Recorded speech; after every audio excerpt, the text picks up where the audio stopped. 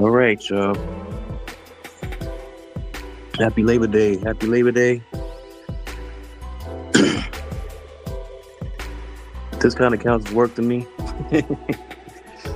But it's the first of two lives today because, you know, I promised y'all this. And I gotta talk about the Mets, but that's later.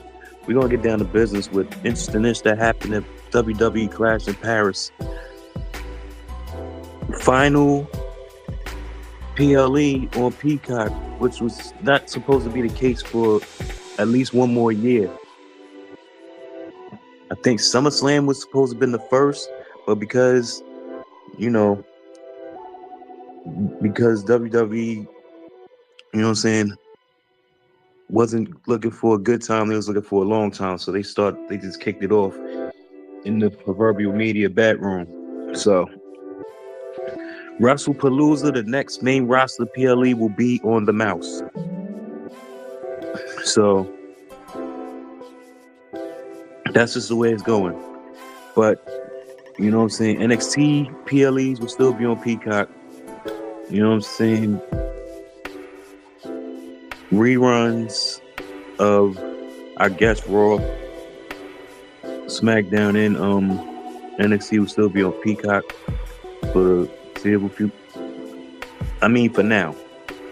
You know what I'm saying? I get this password together so I can watch Raw on Netflix at 2 o'clock. But that's besides the point. That's besides the point. All right. Now, certain things went on in the countdown that I didn't jot down as far as like the interviews and stuff. It was pretty interesting. What old LA Knight said about Jey Uso. I was like, wait a minute. Writing on the glasses, 4-letter word chants. Basically comparing yeah to yeet, but it is what it is. You know what I'm saying? It was LA Knight is an interesting talker. Well, more on him in a minute though when I get to the main event. Because interestingly enough, as many comparisons go between him and certain Attitude Era stars, it's like it was taken to another level. Maybe it was a Paris thing. I don't know, because there was a lot of stuff done during the PLE that you wouldn't see really in the States. You know what I'm saying? I think with the expansive tours that World Wrestling Entertainment is doing in Europe, it's like these wrestlers are showing out. They're showing out. And again, hold on to what I'm saying right now, because this is going to be the theme of later on when I keep talking about this. So what I happen to put down to start, well, obviously is this. Well, more so, let me get more on this countdown. Paris loved Biggie, and Wade Barrett is a clown, but and I say that in the most endearing way. But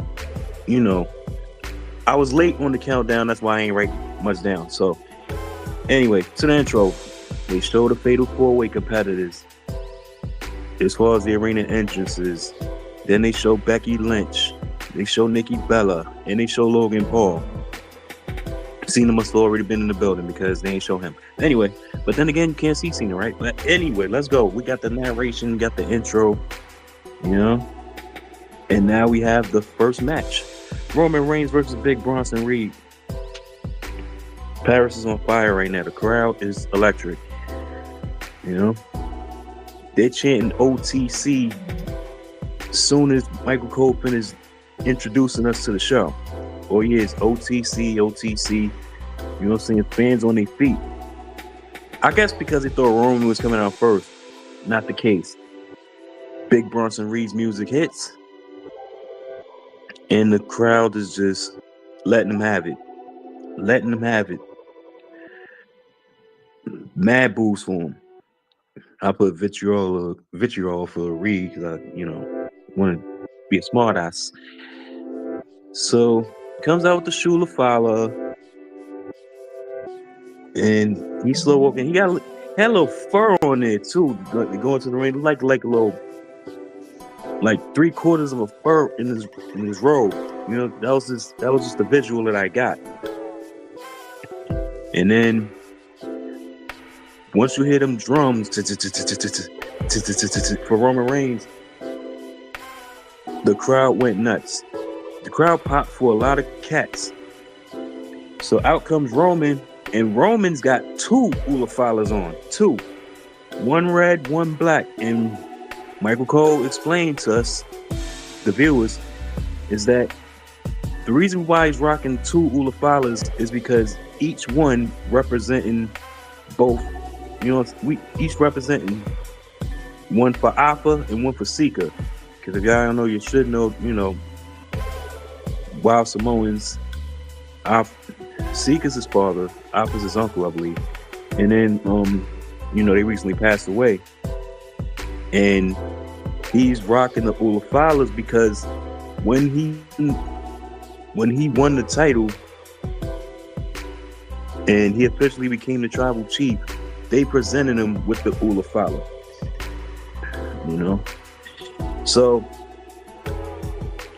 as soon as, you know, Roman, with his slow ass entrance, and the power was going out, power was going up, off, as much of the overseas crowd would do, they would chant his name, Boney M style. You know, and y'all should know, if y'all was watching previous lives, y'all should know that when I say the crowd is Boney Emin, is singing his name singing the wrestler's name to the account of Daddy Cool, the melody of Daddy Cool. But yeah, stare down to start. It was like a long ass stare down, well, at least 2-3 minutes or whatever, and then Bronson Reed mocking Roman Reigns, acknowledged me to it. Crowd just let him have it on that. Then it's like, it was a long, I mean, this match / segment, I'll let you know why it's a segment. Anyway, Kyle Noble tied after nearly 5 minutes. Reed taunts again, who's the man? And does the acknowledge me shit again.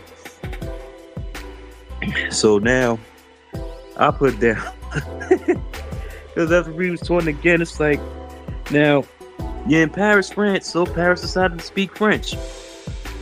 I said it was advanced French because they was the crowd was chanting "Fuck you, Bronson."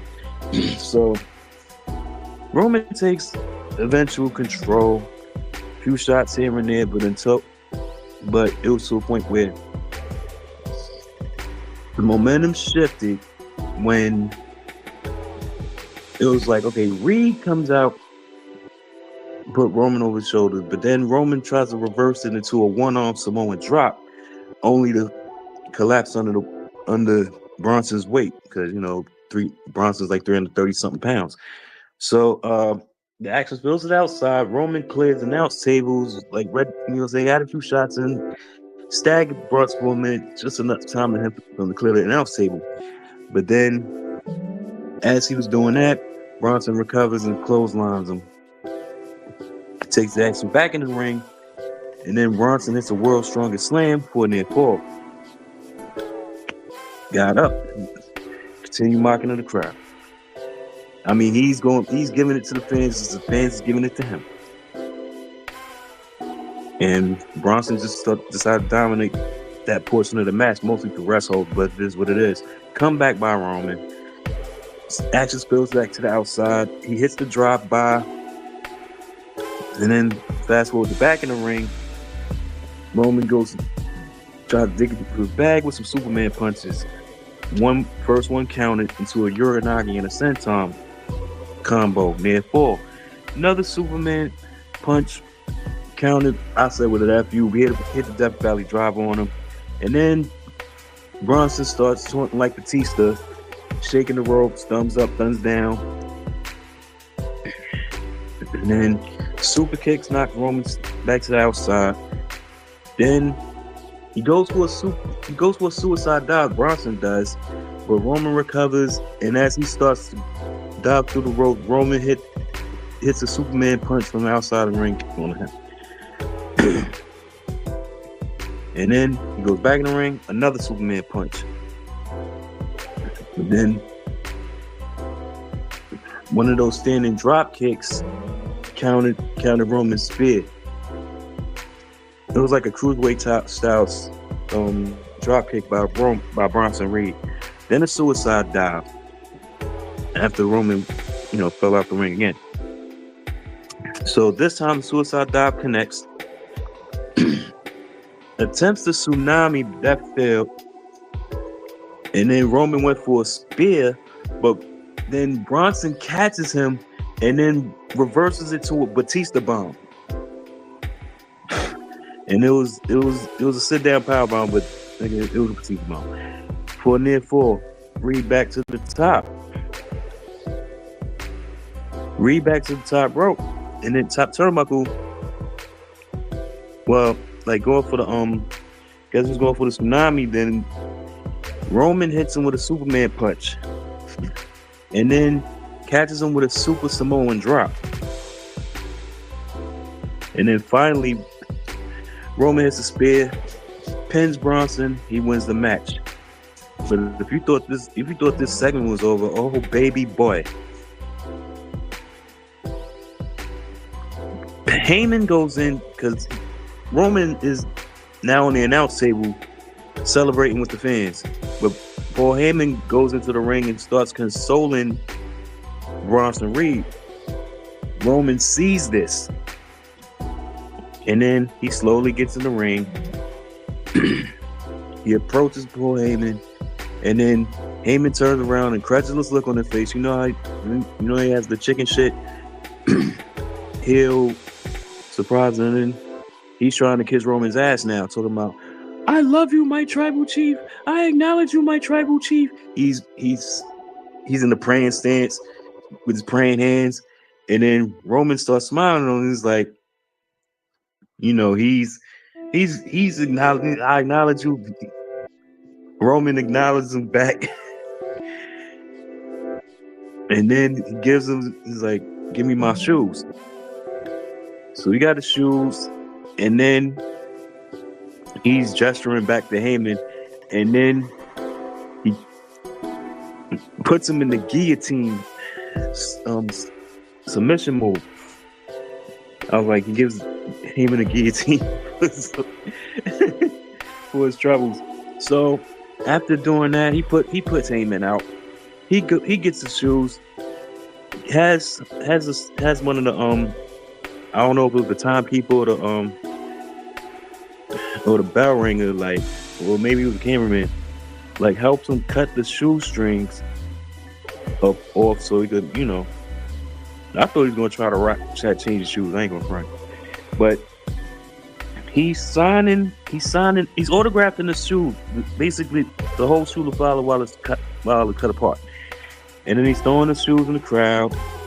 And Michael Cole, I don't know, was Michael Cole or Wade Barrett was like, how much is you gonna get that on eBay? It was a fun moment, but then out of nowhere, Braun Breaker is on the French announce table and then spears Roman through the American announce table. So Roman's basically clutching, clutching his stomach, So it's like, you figure, all right. So he's getting, they're helping him out, Jason Jordan, Hurricane, and a few other officials out there. Where was Jamie Noble? But anyway, they helping him up. As they was breaking up the vision basically from like trying to kick him while he's down or whatever. So Roman's walking gingerly, like that spear, like Braun Breaker's spear must damn near killed him. so he's walking, is like, yo, don't touch me. Referee trying to grab his arm, like, yo, let's Jason Jordan, Hurricane's like, yo, don't touch me. I got this. So he, like I said, he's walking gingerly, and then you fit in the bronze are basically halfway up the ramp. Trying to tell Paul Heyman, the Braun looks, seeing that he can make a beeline for Roman as he's basically in the drop zone. So Braun rushes for a second spear, connects with that. Then you got Bronson brings Roman, or one of the Browns bring Roman back in the ring, but then Bronson Reed hits a tsunami off one corner. And then security finally comes into the ring. But then I'm looking at it like, yo, we need an Uso in the ring right now. You know what I'm saying? Where's Jay? So they start the EMT gurney spot where they strap him up there, and then Bronson Reed goes to the next corner, the opposite corner from where he hit the first tsunami. It's a second tsunami on Roman. Then finally, main event, Jay comes to the ring. But then it's like super kick here, super kick there. You know what I'm saying? But then it's like the numbers game caught up with Jay, speared at Jay by Braun Breaker. And then Monday, nobody even decided to, like, because it's like they running roughshod and security all damn scared. And then a third tsunami by Bronson Reed. I'm like, they really writing this dude off to go so he could go through. So you can catch up with Cody Rhodes and 50 Cent to film Street Fighter movie. So I'm like, this is a long ass angle. But we all did the math. If you know, you know. You know, the third tsunami by Reed, and this is what I wrote down in the last part of the segment. I said Roman is written off to join Cody to film the Street Fighter movie because everybody knows he's going to be in it. So that was a long at that match / angle alone took the first damn hour. Now I know why it was 4 hours long. But anyway, yeah, so there it is. Roman wins, but the post-match attack freezes movie schedule. And I add, because the celeb time that comes up officially was about Jelly Roll and Post Malone. That was the first camera. However, during that post-match angle, the camera already panned to Jelly Roll, so it was a dead giveaway already that he was dead. And if you got a keen eye watching the show, like I did, you seen that. So yeah, the celeb time was Jelly Roll and Post Malone. And then after that, they showed a little bit of backstage altercation between the Vision, the Bronze, and AP, Adam Pearce. So it's like Adam Pearce was like, yo, you messing with my main event right now, because how dare you do that to Roman? You go put him in the hospital. And then Bronson like, well, what about Paul? What about Paul? Adam Pearce is like, what about Paul, motherfucker? He ain't say that, but he's just saying that, yo, you put my main event. He's like, he basically said, forget Paul, you put my main event match in jeopardy by what y'all did to Jay. I don't want you over here. You got to get out. And Bronson was like, no, we ain't going nowhere. We got to have Seth Rollins back. He was like, y'all, you either leaving or y'all suspended without pay indefinitely.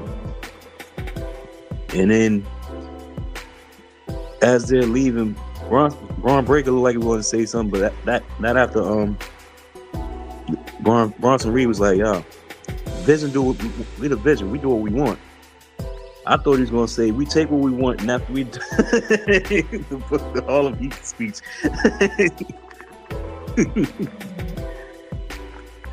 Yep. But anyway, that segues into the WWE Tag Title match between the Wyatt Six and the Street Profits. Now, the theme was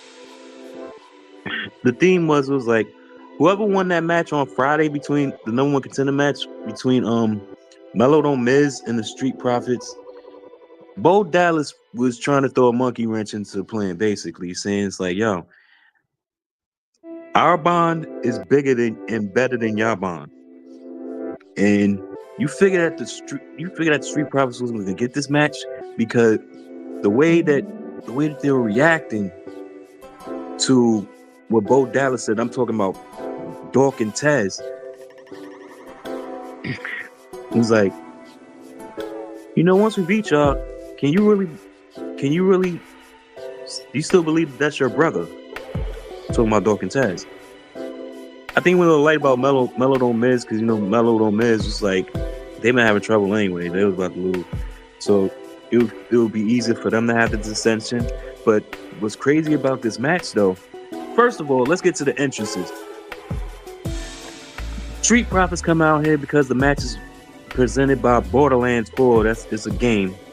And so because of that product placement, right? Dork and Taz come out with the Borderlands 4 match. And those are matches I don't want to see on Halloween. Just keeping it tools with y'all. So, and the Wyatt 6 entrance is the Wyatt 6 entrance. You don't have to talk about that. But I noticed that whenever they're introduced, there's no introduction. When they come to the ring, there's no introduction. It's crazy how the mystique is still there as far as what Bray Wyatt left. But as I keep going, if you want to do this, do that. Yeah, so they come to the ring, and oh, by the way, B-Fab didn't win match. But but anyway, the way the match starts, it's like they're about to get it on, and then it's like Ted's about to set shit off, and then Angelo Dawkins pulls him back. It's like holds him like, nah, get to the apron. I'm starting this off. I'm like, is this gonna be a whole thing? Is this gonna be a whole thing? Where it's like, and it kind of was to begin.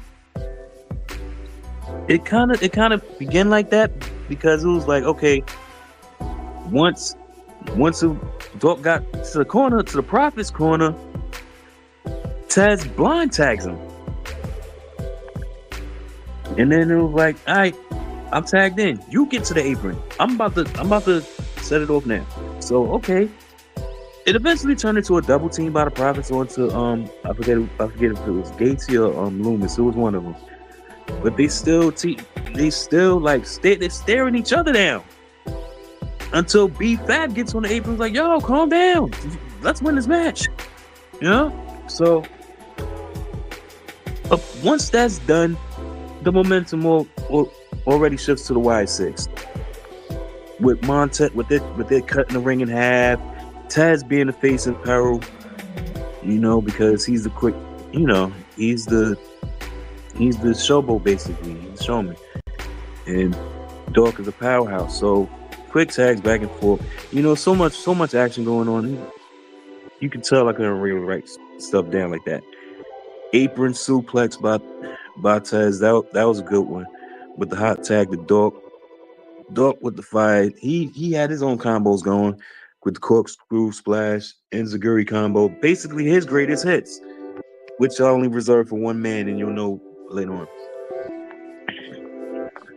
So Swanton bomb and people said, I think Wade said it was like, Dork don't usually go for high flying moves. He hit a nice little Swanton though, for near fall. Profits double team again for near fall. Forgot what he did though. But then a super blockbuster from the top. That pin was broken up though. And then Montez, fast forward, went for his from the heavens splash.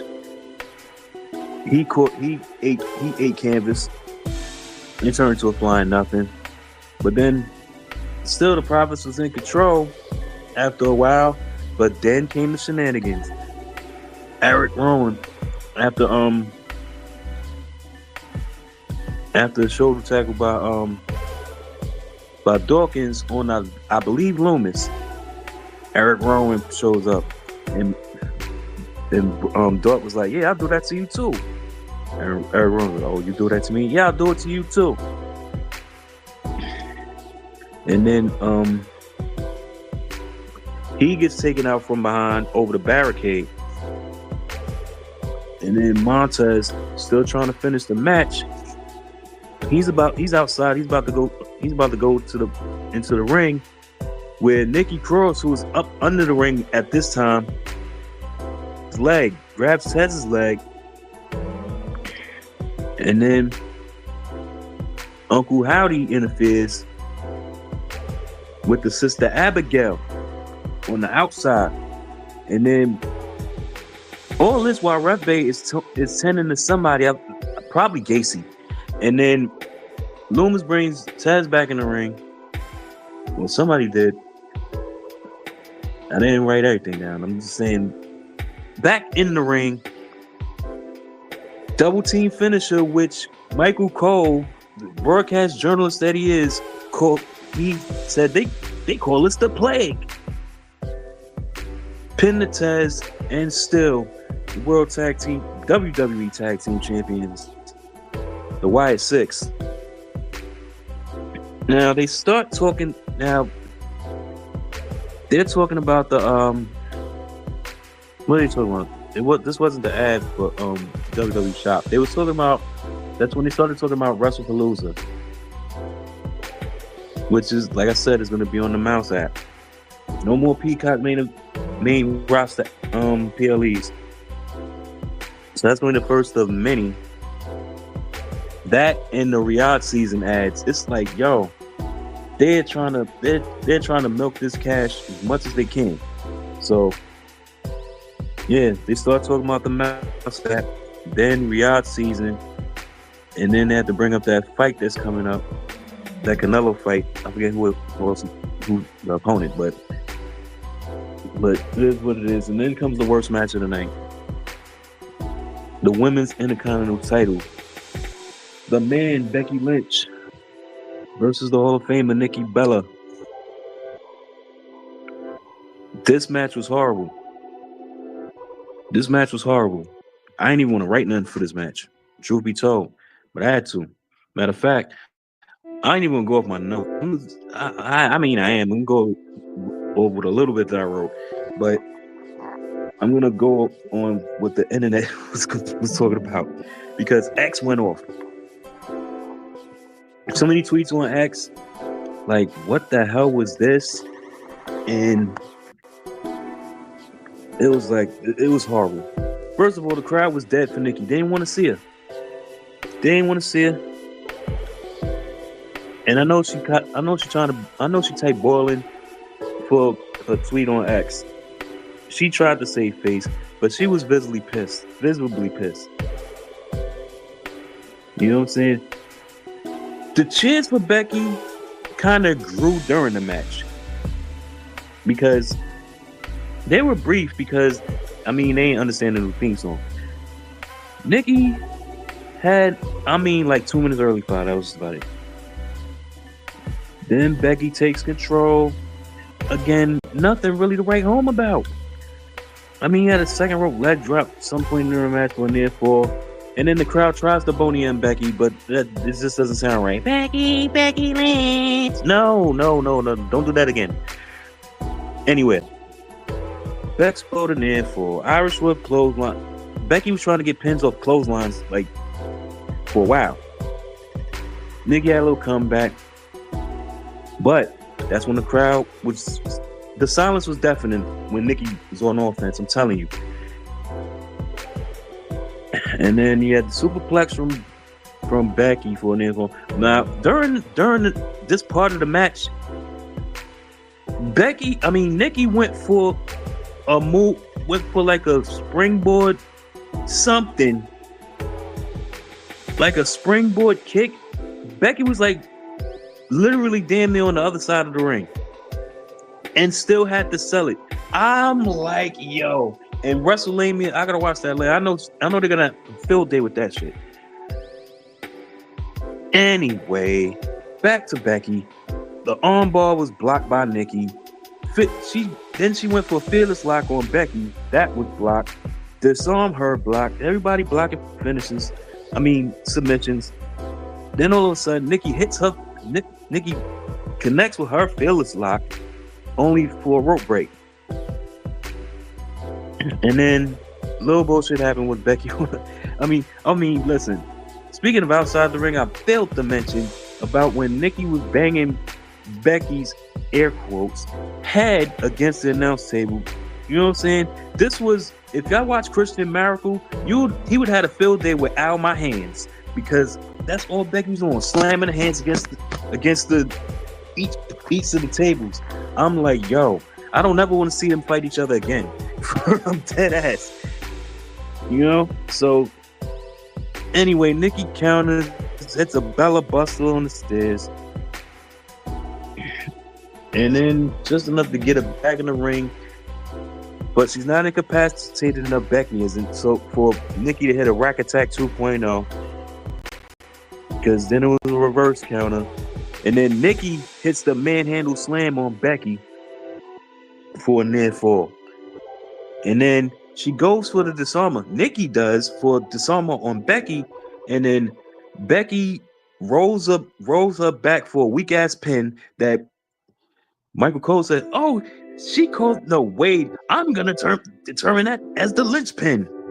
That was a bum pin, but it was enough. And still, your women's IC champion, Becky Lynch. Yo, that was the worst Becky Lynch match ever. For real. Honestly, I know what Nikki's doing. Nikki come back is like, yeah, she wants to get back to the business because she feel like she got time now. But if that's the case, go back kicking it with Brie, for real. I'm like, yo, go kick it with Brie and Daniel Bryan. For real, because it's like, yo, I mean, I would rather Nikki fought Lyra Valkyria or somebody, but then again, that'd have been bad too, because Lyra's nice. What prepared me for it didn't prepare me, but I have to go back because I did watch main event before I watched Clash in Paris when Lyra Valkyria fought Kairi Sane on main event. And that was a better match than, oh Lord have mercy. I want to talk about this shit no more. All right. Before they go anywhere, they cut the Unreal with CM Punk doing his backstage stuff, you know, for WrestleMania 41. It was pretty good. I gotta watch Unreal, man. That's on Netflix, by the way. Yeah, but I gotta catch that. Then they go backstage. Main event, Jey Uso getting his ribs iced down by a medic, I guess. One of the backstage staff. And then Adam Pearce comes in. He's like, yo, Jay, can you go, Oos? He's like, do I have to take you out of the match? He's like, yeah. Jay's like, yo, I'm good, AP. He's like, because if you can't go, you know what I'm saying? People gonna tell me different that you. And Jay was like, I don't give a damn what they got to say, AP. I'm going. I remember my cousin told me, and now he's going to the hospital. I'm not going out like that. I'm bringing that world championship home to my family. I'm like, hey, strong words from main event Jay. Loving the fire, you know. We'll see what happens later on, though. Now, this one, hey, listen. We get to the Sheamus versus Rusev in a good old-fashioned Donnybrook match. Now, I ain't seen a good Sheamus versus Rusev match in almost 12 years. So they brought it. And of course, they had to have another celeb time. Morgan Chaprier. I guess he's French. And he's a UFC fighter. Now let's get to the match. Now, it's a brawl. It's a no holds barred match, basically what a good old fashioned Donnybrook match is. So really, the action is non-stop. I ain't gonna give you anything. I'll give you key points of it though. back and forth bro on the start. Then there's like tables introduced that plays a part later on, and then Sheamus, who was accompanied with, who had a shillelagh with him, he goes to introduce the shillelagh. Only thing is, Rusev introduced a kendo stick, so he hits him with a couple shots with the kendo stick, and then here comes the stolen moves. This was a move stealing night, I'm telling you.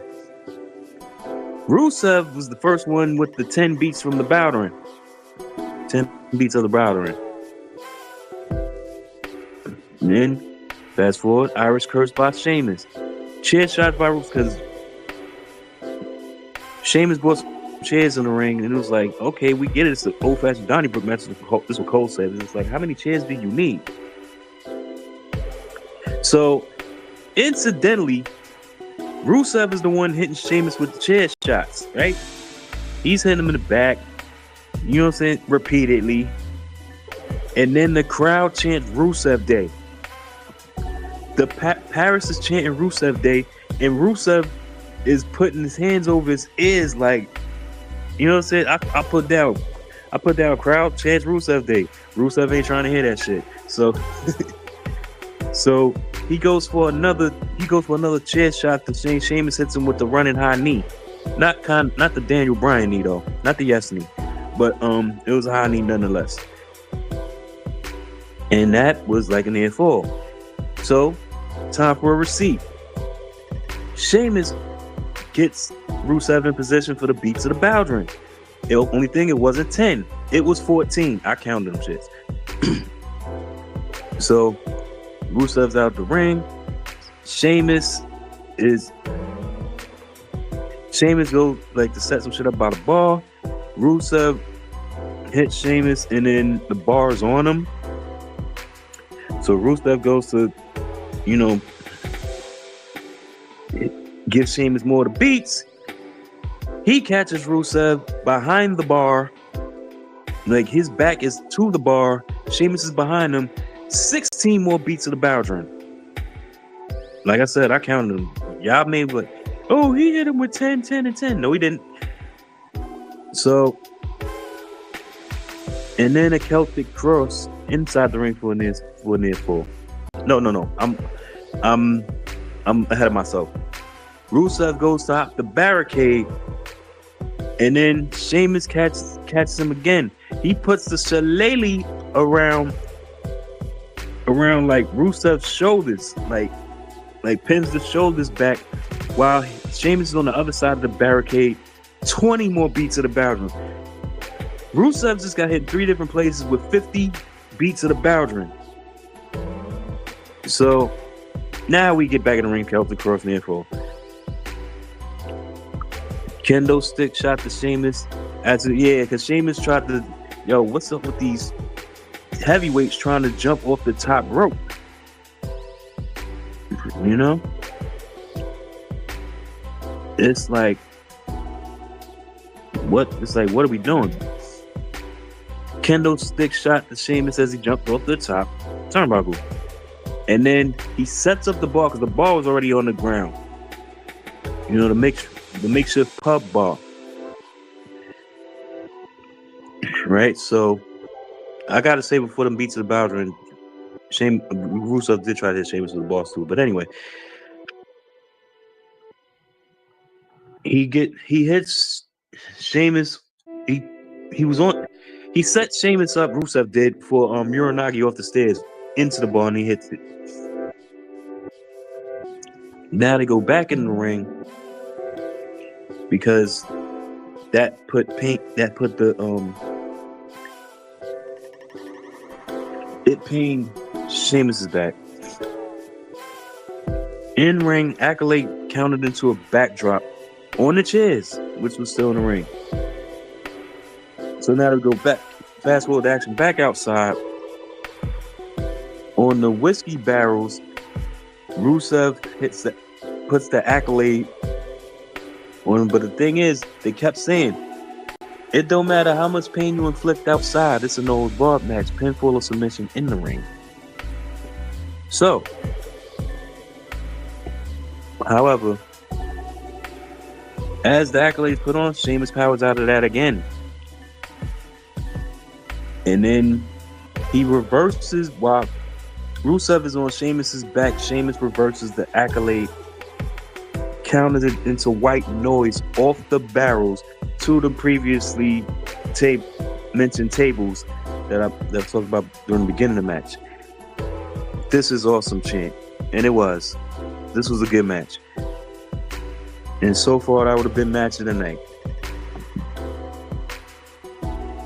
But then it's like, okay, back inside the ring, Rusev recovers, grabs the shillelagh. He grabs the shillelagh because it was like, how the hell did Rusev get up first? He's in there trying to gather his wits. So he grabs the shillelagh, and as soon as he turned around, bro kick by Sheamus for a near fall. And then Rusev, as he gets up, he's at his wits' end, Machka kick. And then Sheamus comes with a high knee. He responds with a high knee. But another Machka kick by Rusev. And that stumbles Sheamus and stuns him. And then Rusev grabs the shillelagh again. Breaks the damn thing across his back for a near fall. Rusev was like, I had enough of this shit. He puts Rusev in the accolade with the shillelagh in Sheamus's mouth, rears him back. Sheamus taps out. Rusev wins the good old-fashioned Donnybrook match. I was like, this was a banger. after banger. After banger. Sheamus is putting on good matches. You know what I'm saying? I don't know when he's going to retire. You know what I'm saying? Because after all, he is 48 years old. Well, he will be 48 years old like 2 weeks before I turn 48. But anyway, Celeb Time. Georgie Farmer from a Netflix show. That's, I guess, staged in Britain or something. It's a European tour, y'all. You're going to have European cats in there. So, and I didn't write this down, but yet another ad for WrestlePalooza on the mouse.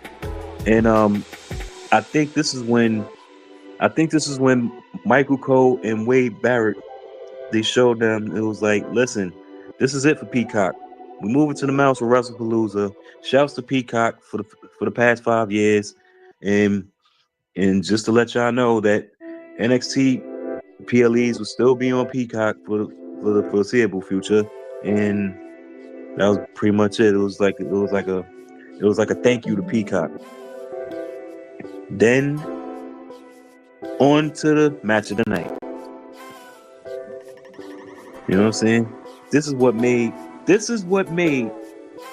the good old-fashioned Donnybrook match a run-up. John Cena versus Logan Paul. This ain't had no business being this good. I'm telling you now. This is a rewatch. Because if you held on to what I was talking about with the move thefts and all this, like, you know what I'm saying, the callbacks and all the other good stuff, this was it. You know, the crowd doesn't like Logan Paul, but I'll tell you something. They wasn't all what transpired during this match, though. You know, Logan Paul, 23 matches in 4 years in WWE. You know what I'm saying? And they was talking about that too, especially Wade Barrett, because Wade Barrett was still trying to bring home, he's not the outsider. He put in work for this business. But then Cena comes out, and they waited a while because it was like they had Paris in suspense. But soon as that beat dropped, they went off. I wrote down, the roof almost blew off for the Never Seen 17. You know what I'm saying? And they didn't say John Cena sucks. You know, everybody like, you know, it's like the Kurt Angle you suck as a term of endearment, now that I guess because Cena's leaving, it's like they turned the John Cena sucks from hate to, you know. And this was even when Cena was dancing, you know, it was still like it was still like, John Cena sucks. John Cena sucks. Paris they didn't even chant that. They didn't chant it on SmackDown. They didn't even chant it on you know what I'm saying? You ain't even hear Let's Go Cena Sucks chant. And if you heard it, then I was watching, then probably you saw it on Netflix internationally, because I didn't hear that shit on Peacock. I really didn't. You know? But Logan taking early control and taunting the crowd because he's a dick. So Cena would come back a little bit, but then Logan would take control again, even hitting a blockbuster for a near fall. Then he hit Cena with a delayed suplex. Cole pointed out on commentary, we're seeing moves from Logan Paul that we ain't never seen before. Oh, get ready because it's gonna be more. Even at a gut wrench power bomb for a near fall, little Jack Swagger-esque. And then even hit a pop-up uppercut where it didn't hit like by the neck area where it usually does. It hit his chest because they showed it on the replay. Michael Cole, it's a Cesaro type uppercut. More on that later for a near fall. And then Cena eventually comes back with his greatest hits. Y'all might call it the 5 moves of doom. Only thing is, the 5th move was counted on the ropes, which was the AA. Cena eventually hits that AA for a near fall. Now here's where it gets dicey. You got a tornado DDT when Cena was on the second turnbuckle type shit.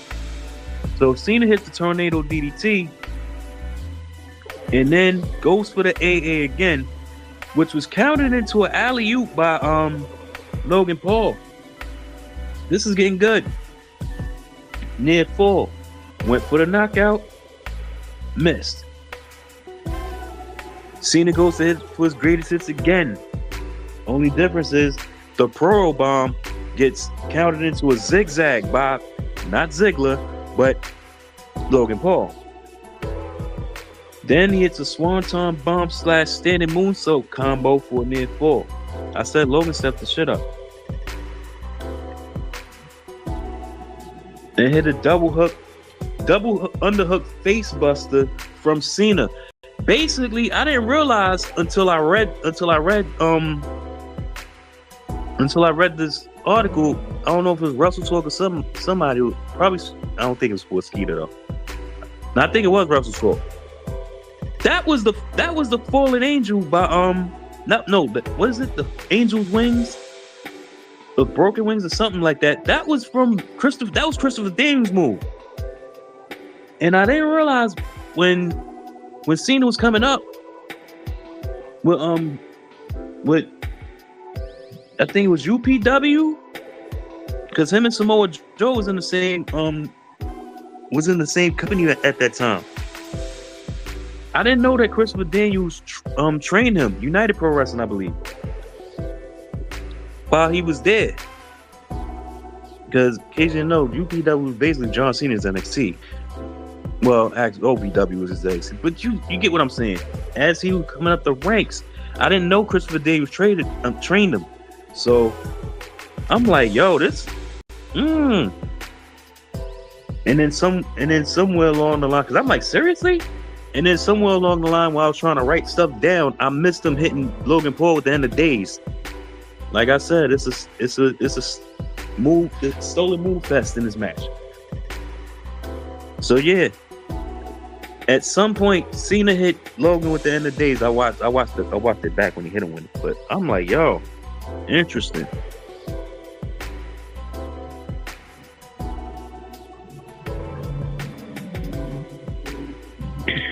So, okay, near fall. Pop uppercut from Logan. Near fall. And then Logan hits Cena with Cena's greatest hits. Although the 5-knuckle shuffle was reversed to an AA for a near fall. And I'm looking at this, I'm like, yo, this is a whole lot of stuff. Logan's been staying in this match. Is Cena gonna lose? I'm like, he better not. However, Cena, I think this was part of what was said. Like, as far as Cena's promo, you better get your A game. You better get in here with your A game, or else wrestling's gonna ruin you. Well, Cena with a Hurricane Rana, then a Pop Rocks. Cold red, but you know, Canadian Destroyer. Word, Cena with the Hurricane, standing Hurricane Rana, by the way. Then I call it the Pop Rocks, right? Well, near fall. Then Logan hits him with the titanium white punch. The titanium right hand for near fall. And then he did try for a fall from grace with Cena counted. That was early in the match. He hit 2 straight. And he still couldn't pin. You know, he went for one fall from grace hit, near fall. He kept up. Second, you know what I'm saying? Second fall from grace. Near fall. Second kept up. Then he hit Cena with the 5-knuckle shuffle. But then Logan goes for an AA on Cena, and Cena reverses it into a Styles Clash for a near fall. Then eventually Logan goes to the turnbuckle. Cena puts him up, posts him up on the top, went for a super AA, avalanche AA as far as Cole's concerned. That was blocked. Cena gets pushed to the canvas. Logan hops off the top rope, cross body, rolled into an AA. Tried to double up. Logan hits him with the titanium white pin. And then eventually Cena recovers to hit him with the second AA for the win. That was match of the night. And as much as I don't really like Logan Paul like that, you know, that was entertaining on his part. He brought it. You know, he brought it. Cena brought it too. And Cena only got what, 8 days left, 7 days left. That, you know, 7 shows left. Around that. So post match, Cena celebrates. Now we're looking for Brock Lesnar. Well, I was looking for Brock Lesnar to show up in Paris, or Rock to show up in Paris, because Nick, they said Rock was in Europe, but I think Rock was there to film a movie, nothing else. Maybe. You see how small Rock got anyway. But anyway, Cena celebrates with his newfound friend, the Toxic Brussels Kid.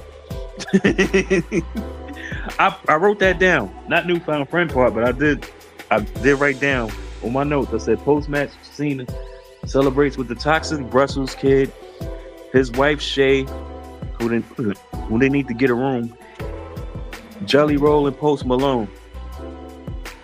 So Michael Cole saying it's like, we're not gonna have that many days to see Cena like that because there's only 3 months left. Yeah, he's not lying, because he got like 7 or 8 appearances left, and if he's fighting Brock, then they're gonna have to build towards that. And Brock can talk now, so it's like whatever. But what we gonna get, like 2 shows of build? I don't know. I asked my mom. She don't know. She said, go ask your goddamn father. Nah, she didn't say that. We ain't even talk about this. But anyway, another mouse ad. And not only was there another mouse ad, they had an ad for Riyadh season. This was on Peacock, y'all. An ad for Riyadh season, and then they mentioned that 2026 is gonna start like probably after day 1, if there's a day 1. You know what I'm saying? It might be on NXT or some shit. But anyway, they said after New Year's, they back in Europe. And it's going to last damn near the whole month. You know, they're going to have like 11, they're going to have like 11 city tour. That means they're going to be like 2 weeks worth of SmackDown and Raw. And I think it's going to culminate at the Royal Rumble in Saudi. So it's like they're bringing it internationally, y'all. They're bringing it internationally. And then I guess they'll have some days off, like on top of that. And which they should. Which they should. Y'all doing everything live now, so it's like, yo. And now, one of the French announcers came out to announce the attendance, and I knew that from jump because I know a little bit of French. Once he said "ce soir," I knew he was talking about tonight. You know what I'm saying? If you're French, let me know if I was wrong. But I knew. I heard some numbers. I heard WWE in French, and then I heard a couple of numbers. So I'm like, yeah, this is the attendance. Like I said, I speak a little French. It's usually the 7 most famous French words, but it is what it is. So once that happened, Michael Cole, who knows a lot of French, he was like, what the announcer was saying that, like, Cole, we kind of got the gist of what the announcer was saying.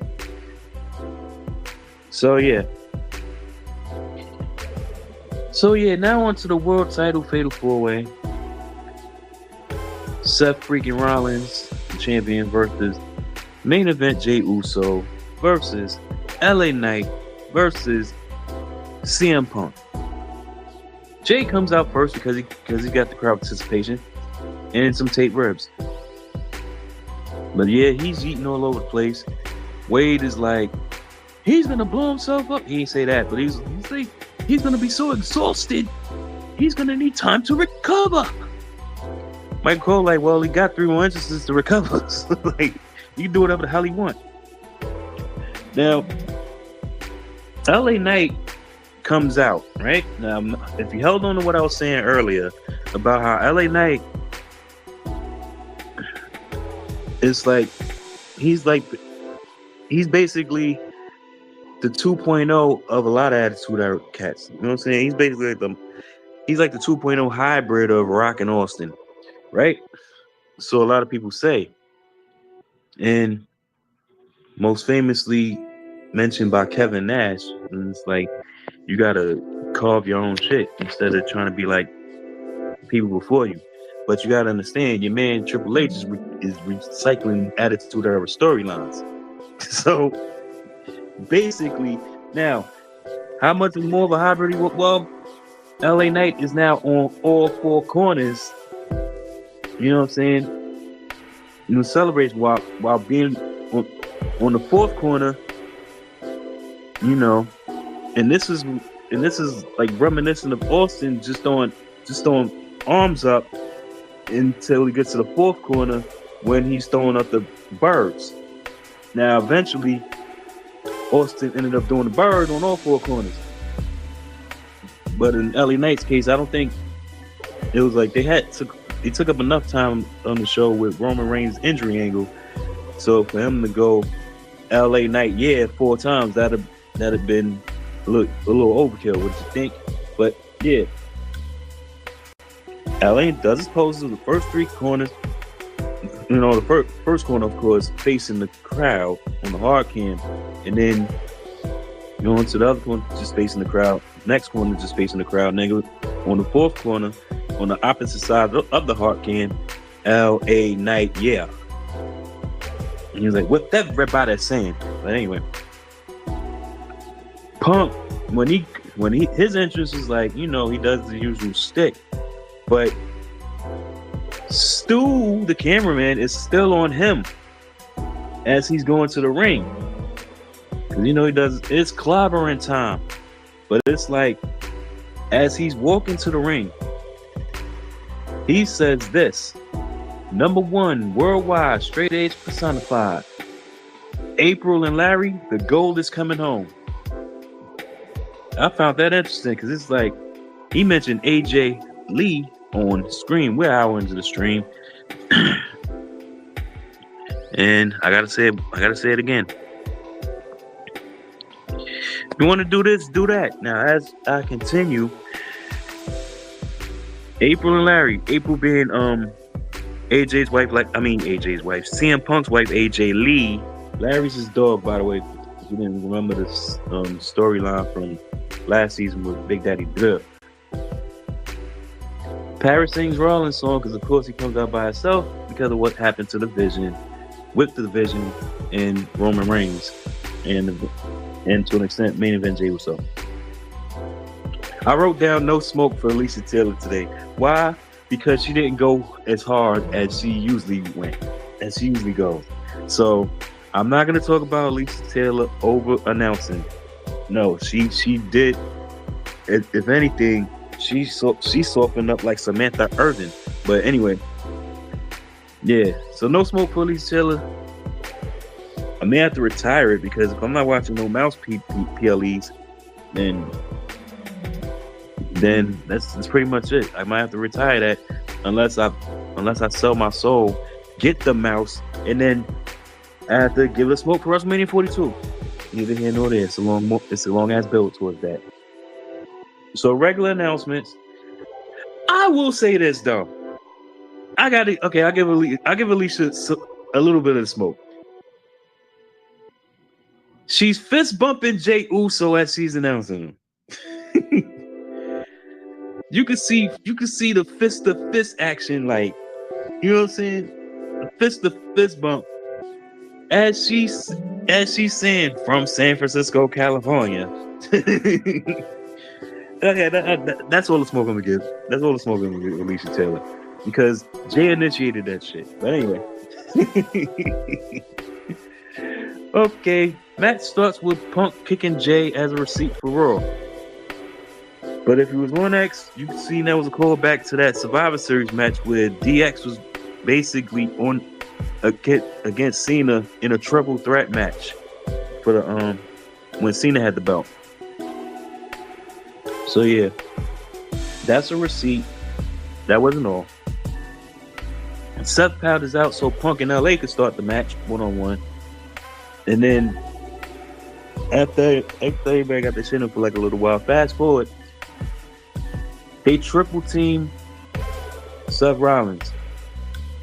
And then eventually CM Punk and Jey Uso yeets together.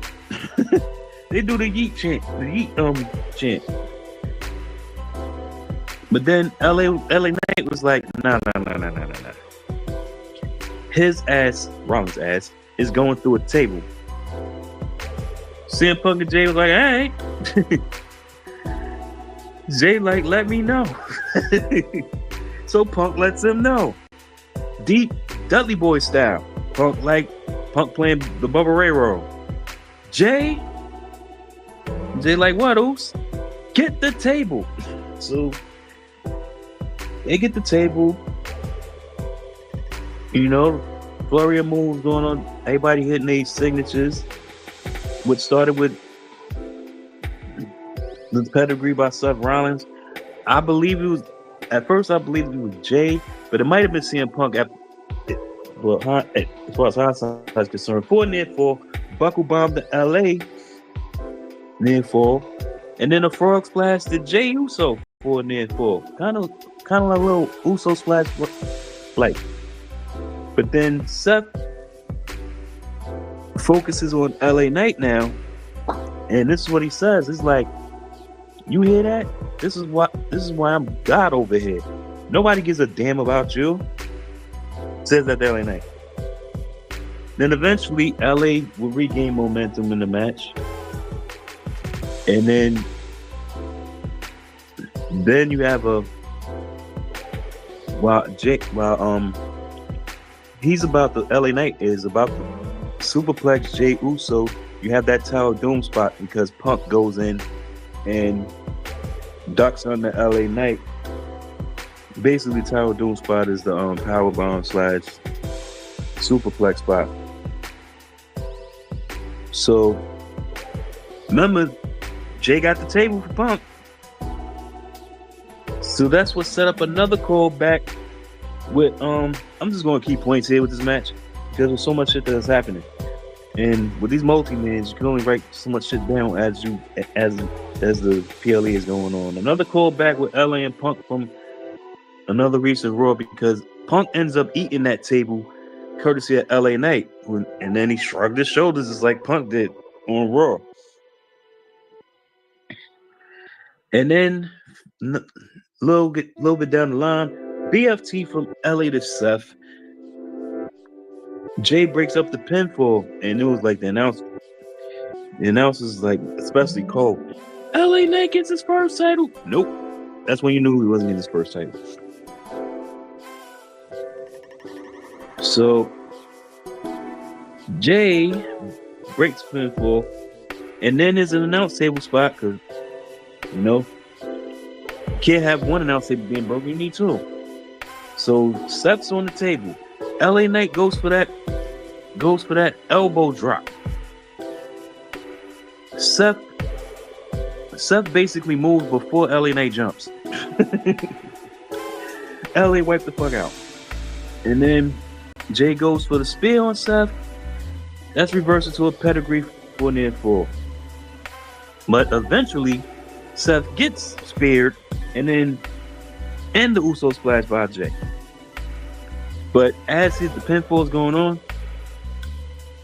Punk comes flying with a Macho Man elbow to break the pin. Then the GTS from Punk. Seth stomps Punk to break the pin. And then he stomps LA Knight and Jay Uso in reverse order. And then you got Seth introducing the chair. Puts CM Punk's head in it. In between the seat and in the back. Went for the stomp. CM Punk moves. Seth looks like he hurt his knee again, or at least acting like it. GTS by the rope, by the way. So Seth leans into the ropes and then back into position for another GTS. Punk said some shit that was basically like, I guess no more, whatever he said. But then he goes to drop Seth, and then there's a low blow from behind from a ninja in black. But who's the ninja? Look kind of short, don't it? I mean, this cat is short. You know what I'm saying? Who might this have been? Drake Maverick, probably? Nope. Becky Lynch. Becky Lynch hit the low blow on CM Punk. Stomp by Seth. Cover 1, 2, 3. And still, the World Heavyweight Champion, Seth freaking Rollins. Becky Lynch has joined the Vision. They got their fourth person. Seth was like, I don't need nobody. When he was talking to Jackie Redmond before the match, I don't need nobody. And Mike Cole was like, well, it turned out he did. Yeah. They're the new power couple in the WWE on screen now. Seth freaking Rollins.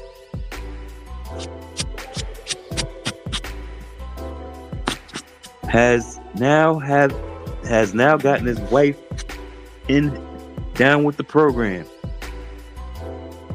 So the visionary, listen. Now you got Paul Heyman, Braun Breaker, Bronson Reed, and your own wife with you. And that's what Becky kept saying. We're the Vision. We run this business. And then they started making a second child in the ring. Nah, I was playing. They was kissing kind of hard though, you know. But anyway, that's how the show ends. Roll credits and peace out, Peacock. That's what I wrote down in my notes. Yeah. My overall thoughts on this: good show. They gave Paris what they wanted, what they needed, and They satisfied, so I was satisfied. The only drawback was the Becky Lynch Nikki Bella match. That was botchamania right there. And I'm just waiting for Wednesday to come. I'm just waiting for Wednesday to come. When Botchamania comes on, oh my God, I'm gonna pick that apart. Well, I ain't gonna pick it apart. Not on, at least not on here on YouTube, but I'm gonna pick it apart from where I was like, yeah, I saw that. You know what I'm saying? Much like everybody else, I watch Botchamania. It's like, oh, I see it. Oh shit, I ain't see that. But yeah, I think an hour and 10 minutes is enough. Well, it's about to be an hour and 11 minutes. And I think that's enough time that I got for y'all to hear. You know? Y'all want to watch this on the playback? I ain't shocked if I don't get no views on this, but it is what it is. It's there. It's there. I try to read with enthusiasm, but it's more if I say my original thoughts. Even though the original thoughts that I had was put on paper, understand.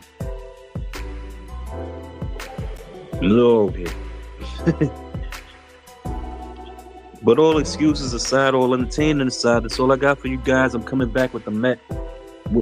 My thoughts about the Mets homestand. That's in another live, and in between them, and now I might just do the lean show tonight on Instagram. But where I come back with the nonsense that a lot of you all know and love. Follow me on Facebook and the gram, all together. But yeah, again, that's all I got for y'all. An hour and 12 minutes is enough. Like if you see this, I could use it. Comment if you want. Shouts to my 23 subscribers. Y'all still keep me early, Jordan. The most famous Jordan. But if I can get to that 45, you know, I'd appreciate it. Got me Michael Jordan. Got me on a Michael Jordan baseball. No, he's 45. There you go. Got me Michael Jordan basketball. Can't make Michael Jordan baseball. And then 95 Jordan. Word. But I'm Jordan. Can I be Kobe? Next subscriber. That's interesting. I can use number 24 right now. But yeah, that's just the long version. This is the long version of saying like, comment, subscribe, share. If somebody got to suffer the way you did. But yeah, I'm going, y'all. See y'all later. See y'all, Peacock. It's been real.